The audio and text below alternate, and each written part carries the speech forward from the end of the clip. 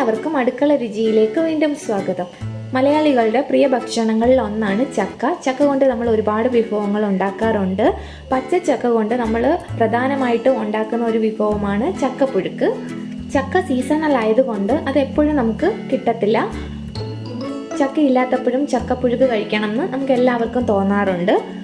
അതിനുവേണ്ടി നമുക്ക് കുറച്ച് ചക്ക ഉണക്കി സൂക്ഷിക്കാം. ചക്ക ഉണക്കി സൂക്ഷിക്കുന്നത് എങ്ങനെയാണെന്ന് അറിയാത്ത ഒരുപാട് പേരുണ്ട്. എൻ്റെ അമ്മ ഇതുപോലെ പണ്ടേ ചെയ്യുമായിരുന്നു. ചക്ക എങ്ങനെയാണ് ഉണക്കി സൂക്ഷിക്കുന്നതെന്ന് ഇന്നത്തെ വീഡിയോയിലൂടെ നമുക്ക് കാണാം. ഇതിനായിട്ട് ഞങ്ങൾ ഒരു ചക്കയാണ് എടുത്തിട്ടുള്ളത്. ആദ്യം ചക്കയുടെ ചമണിയും കുരുവും എല്ലാം മാറ്റിയ ശേഷം അതൊന്ന് അരിഞ്ഞെടുക്കാം. ചക്ക രണ്ട് രീതിയിലാണ് അരിഞ്ഞിട്ടുള്ളത്. ഒന്ന് ഉപ്പേരിക്ക് അരിയുന്നത് പോലെ നീളത്തിലും നമ്മൾ വേവിക്കാൻ എടുക്കുന്നത് പോലെ വട്ടത്തിലുമാണ് അരിഞ്ഞിട്ടുള്ളത്. ഇങ്ങനെ രണ്ട് രീതിയിൽ അരിയാനുള്ള കാരണം ഞങ്ങൾ ഇത് രണ്ട് രീതിയിലാണ് ചക്കച്ചോള വാട്ടുന്നത്. അപ്പോൾ അതൊന്ന് വേർതിരിച്ച് അറിയാൻ വേണ്ടിയിട്ടാണ് ഇങ്ങനെ രണ്ട് രീതിയിൽ അരിഞ്ഞത്. ഇങ്ങനെ രണ്ട് രീതിയിൽ അരിയണം എന്നില്ല, നിങ്ങൾക്ക് ഏതാണോ ഇഷ്ടം അതുപോലെ അരിയുക. ഇനി ആദ്യത്തെ രീതിയിൽ ചക്ക വാട്ടുന്നത് എങ്ങനെയാണെന്ന് കാണാം. അതിനായിട്ട് ഒരു ചരുവത്തിൽ വെള്ളം തിളയ്ക്കാനായിട്ട് വെച്ചിട്ടുണ്ടായിരുന്നു. ഇപ്പോൾ നമ്മുടെ വെള്ളം നന്നായിട്ട് തിളച്ചിട്ടുണ്ട്. ഇനി ഇതിലേക്ക് അരിഞ്ഞു വെച്ചിട്ടുള്ള ചക്കച്ചോള ഇടാം. ഇതിൽ ഉപ്പ് ചേർക്കേണ്ട ആവശ്യമില്ല. വേണമെങ്കിൽ സ്വല്പം ഉപ്പ് ചേർക്കാം. ഞങ്ങളിതിൽ ഉപ്പൊന്നും ചേർക്കുന്നില്ല. നല്ല തിളച്ച വെള്ളത്തിലേക്ക് ഈ ചക്കച്ചോള ഇട്ട് കഴിഞ്ഞാൽ ഇത് തിളയ്ക്കേണ്ട ആവശ്യമില്ല. ഒന്ന് വാടിയാൽ മാത്രം മതി.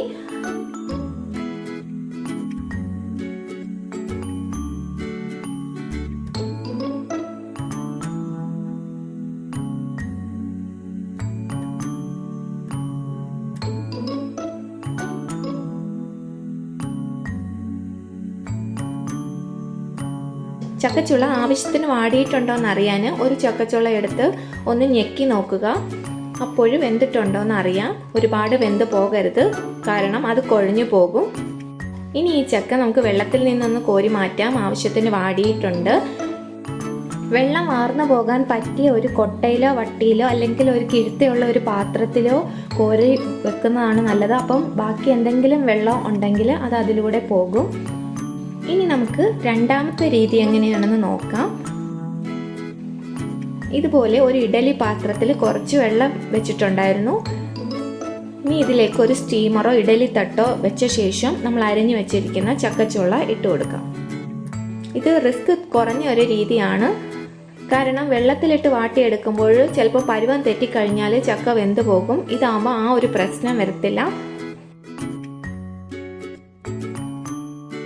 ഇനി ഇത് അടച്ചു വെച്ച് ഒന്ന് ആവി കയറ്റാം.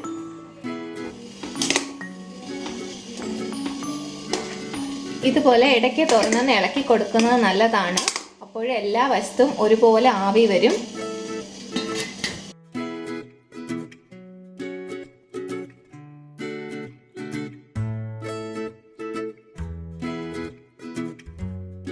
ഇപ്പോൾ ചക്ക ആവശ്യത്തിന് വാടിയിട്ടുണ്ട്. ഇതും ഒരു പാത്രത്തിലേക്ക് മാറ്റാം. ഇനി നമുക്കിത് നല്ല വെയിലത്ത് നിരത്തിയിട്ട് ഒന്ന് ഉണക്കിയെടുക്കണം. ഇപ്പോൾ നമ്മുടെ ചക്കയൊക്കെ നന്നായിട്ട് ഉണങ്ങി കിട്ടിയിട്ടുണ്ട്. 2 ദിവസം രാവിലെ തൊട്ട് വൈകിട്ട് വരെ വെയിലത്ത് വെച്ചിരുന്നു. 2 ദിവസത്തെ നല്ല വെയിൽ കൊണ്ടാണ് ഇത് ഇങ്ങനെ ഇതുപോലെ ഉണങ്ങിയത്.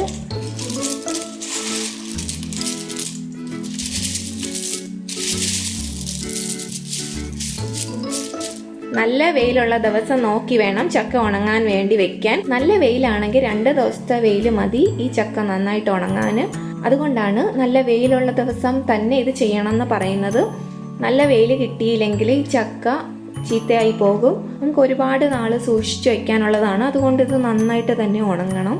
ഇതുപോലെ അരിഞ്ഞെടുത്ത ചക്കയാണ് പെട്ടെന്ന് ഉണങ്ങിയത്. ഇതുപോലെ നല്ല ശബ്ദം കേൾക്കണം. അതേ രീതിയിൽ തന്നെ ഉണങ്ങണം. ഉണങ്ങിയ ശേഷം ഇത് ഒരു എയർ ടൈറ്റ് കണ്ടെയ്നറിലിട്ട് സൂക്ഷിച്ചു വെച്ചാൽ മതി. എത്ര നാൾ വേണമെങ്കിലും ഇതിരിക്കും. പിന്നെ ഉണക്കച്ചക്ക വേവിക്കുന്നതിന് മുൻപ് അതൊരു 3-4 മണിക്കൂർ വെള്ളത്തിലിട്ട് കുതിരാൻ വേണ്ടി വെക്കണം. ഇതുപോലെ ചക്ക ഉണക്കി സൂക്ഷിക്കുകയാണെങ്കിൽ നമുക്ക് ചക്ക ഇല്ലാത്തപ്പോഴും ഉപയോഗിക്കാം. അതുപോലെ ചക്ക കിട്ടാത്ത സ്ഥലത്ത് നിൽക്കുന്നവർക്ക് ഇത് കൊടുത്തു വിടാം. ഇന്നത്തെ വീഡിയോ എല്ലാവർക്കും ഇഷ്ടപ്പെട്ടു എന്ന് പ്രതീക്ഷിക്കുന്നു. ഇതുപോലുള്ള നല്ലൊരു വീഡിയോയുമായിട്ട് കാണുന്നത് വരെയും എല്ലാവർക്കും നന്ദി.